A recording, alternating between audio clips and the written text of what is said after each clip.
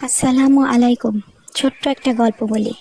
আমার মা রোজা রাখতেন মোটামুটি, কিন্তু মাঝের কিছু বছর পেটজনিত অসুস্থতায় তিনি রোজা রাখতে পারতেন না। অবশ্যই নেক আমল করতে তৌফিক লাগে। পাড়ার সব পাতি ধার্মিক আন্টিরা এটা নিয়ে খুব কথা বলতো, কানাঘুষা করতো, খোঁচা মারা যা যা পারতো আমার মাকে সবাই অত্যাচার করতো।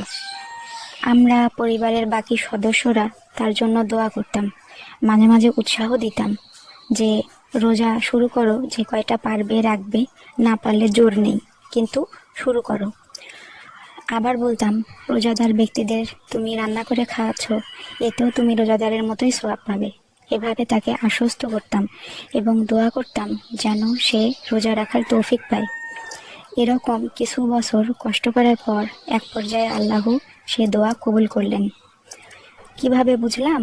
প্রতিবার রোজার মাস আসার আগেই সে বলতো, ঝামেলা, 1 মাস চাপ বেড়ে যাবে, এই সেই।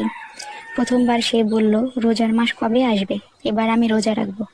অথচ আগে সবাই আমরা তাকে সাহস দিতাম, তবুও সে রাজি হতো না, কারণ তার অসুস্থতা ছিল। তিনি প্রথমবার রোজা রাখলেন 25টা, এর পরের বছর রোজা রাখলেন 30টা।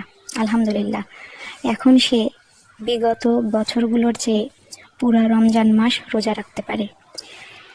গল্পটা বলার উদ্দেশ্য হলো, দোয়া করে হাঁপিয়ে গিয়ে ভাববেন না যে এখনই কেন কবুল হচ্ছে না, নিশ্চয়ই এর পিছনেই হিকমত আছে। এরপর আপনাদের শোনাবো 23,000 রাকাত নফল নামাজ পড়ার পর কি হয়েছিল। আমার গল্পগুলো ভালো লাগলে চ্যানেলটিতে লাইক, কমেন্ট এবং সাবস্ক্রাইব করে রাখবেন। আসসালামু আলাইকুম।